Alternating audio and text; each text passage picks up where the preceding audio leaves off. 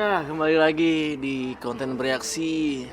Setelah film Balada Siroy, ada film yang tayang di tanggal yang sama juga. Ya, di hari yang sama Ya. tayangnya pada 16 Januari 2023. Nah, film yang kita tonton adalah Autobiografi autobiografi. dari sutradara Makbul Mubarok. Jadi ini debut pertamanya. Ya, betul. Nah, film ini dibintangin oleh jajaran-jajaran yang pastinya kalian sebenarnya nggak Tidak asing. asing lagi. Iya. Nah, pemeran utamanya adalah Kevin Ardilova sebagai Rakib. Rakib, ya, ada di film Yuni dia. Iya, terus ada Arswendi Arswendi Bening Suara sebagai Pak Purnawinata atau Pak Jenderal. Iya, Pak Jenderal. Ada di Balada Siroy dan banyak film dia, banyak sekali Betul. film. Terus ada Haru Haru Sandra Sandra sebagai sebagai Andri, Andri, ada Rukman temennya Rosadi. Iya, Rukman Rosadi bapaknya Bapaknya Rakib. Rakib. Terus ada Yusuf Yusuf Mahardika Mahardika sebagai sebagai Agus sama Ada juga di Balada Siroy sebagai Iya, ketua OSIS. bener.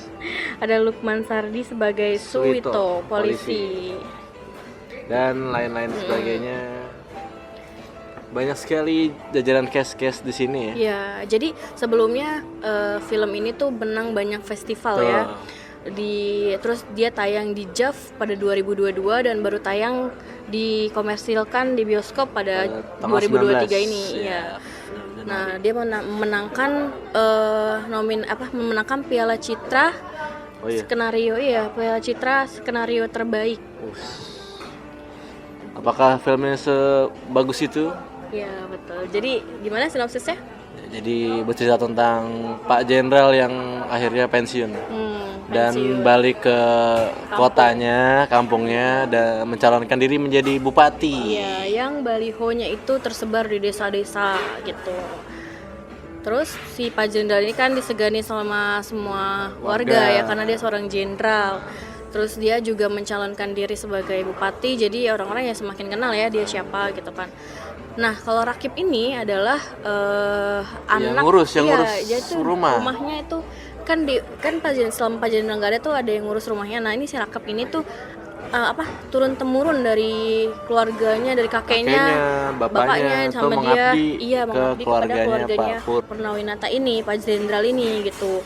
Jadi Rakib yang selama Pak Jenderal pulang ke rumahnya ya Rakib lah yang mengurus segala keperluan Pak Jenderal, dari nganterin dia ke rapat-rapat, kampanye, nganterin dia keliling-keliling desa gitu ya. Nganterin karaoke. Iya. Pokoknya itu tugas Rakib selain bersih-bersih di rumah dan nyiapin makanan gitu ya. Dia juga yang nyiapin jamuan kalau lagi ada pertemuan antara petinggi-petinggi gitu. Nah, selama film kita masih berpikir ya, ini Iya. film itu arahnya mau kemana? Karena selama nonton tuh gini ekspresinya serius banget gitu kan. Ya tipikal film-film festival lah ya, bikin mikir gitu. Karena selain itu si Pak Pur ini tadi mau jadi bupati, dia banyak kampanye soal PLTA Iya, yang diomongin benar. listrik sampai orang nanya apa jawabnya tetap ke listrik. Iya, jadi itu ada. Kita ini first penting listrik. Iya benar. Jadi selama dia waktu kampanye itu ada orang yang nanya, yang Agus tadi. Iya, nah. Agus tadi dia nanya, dia menyampaikan lah pesan dari ibunya. Intinya sih tentang pembebasan lahan untuk PLTA. Namun kalau pembebasan lahan itu kan akhirnya harus menggusur tanah warga ya. Tanah kebun Nah, warga. itu pula lah sebenarnya yang bikin bapaknya Rakib masuk penjara ya gara-gara Meretelin traktor. iya, nah akhirnya dia masuk penjara gara-gara itu, istilahnya ketidaksetujuan warga ke pembangunan tersebut karena bakal mengambil alih tanahnya gitu kan.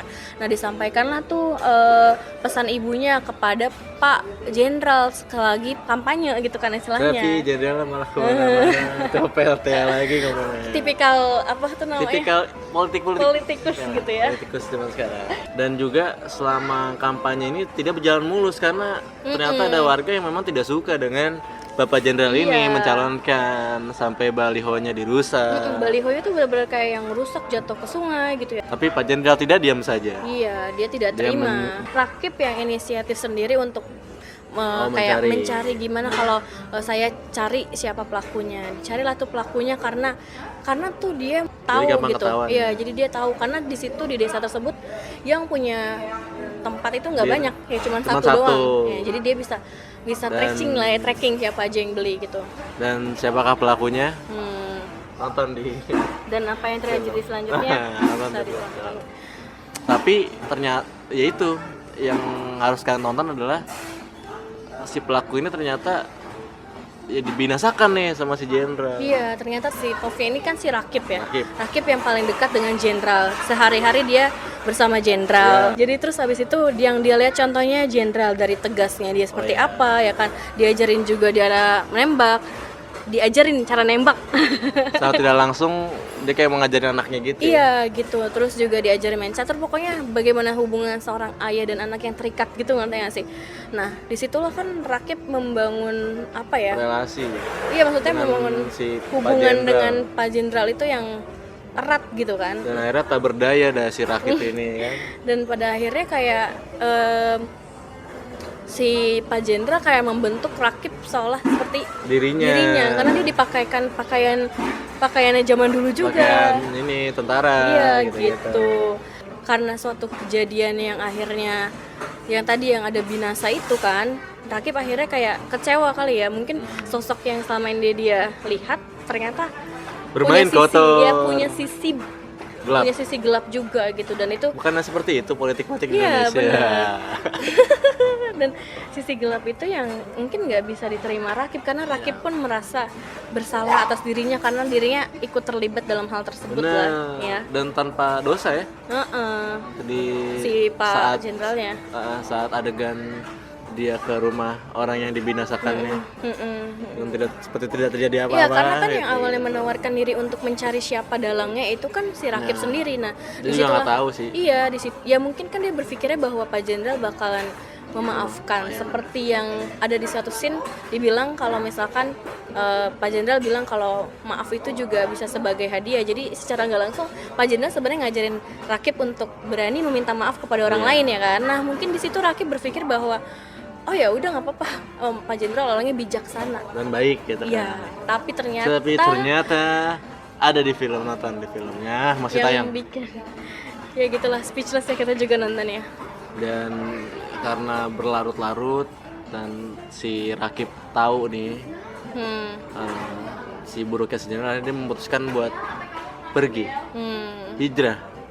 Tapi tonton filmnya, apakah dia berhasil kabur dari Pak Jenderal? Iya, betul. Dan apa yang terjadi selanjutnya gitu ya, karena hubungannya Jenderal dengan Rakib ini tuh sangat erat ya, sampai-sampai tuh istilahnya Jenderal tuh menguasai kehidupannya Rakib sampai kayak dia tidak bisa berkuasa atas tubuhnya sendiri.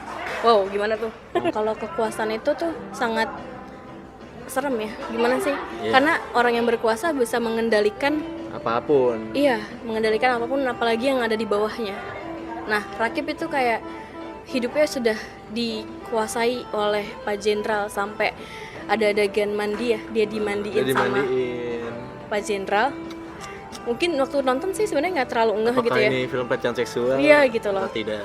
Nah, di situ kayak mencerminkan bahwa Rakib juga tidak bisa punya kendali atas tubuhnya sendiri karena setiap Pak Jenderal bicara atau Pak Jenderal apa pasti dia cuma manut-manut doang. Dan mengiyakan ya. Ya, walaupun dia enggan, tapi dia tetap akhirnya ikutin Iya, Pak. apa kemauannya. Iya Pak.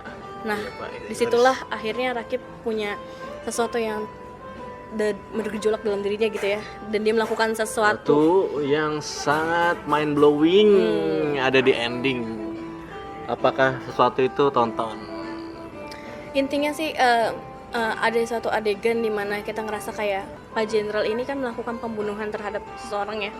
Terus dia datang ke pemakamannya tanpa rasa bersalah, Iya. tanpa merasa dia pelaku, Iya. berpidato Iya. ya layaknya politikus Iya. yang bersih gitu Iya. ya.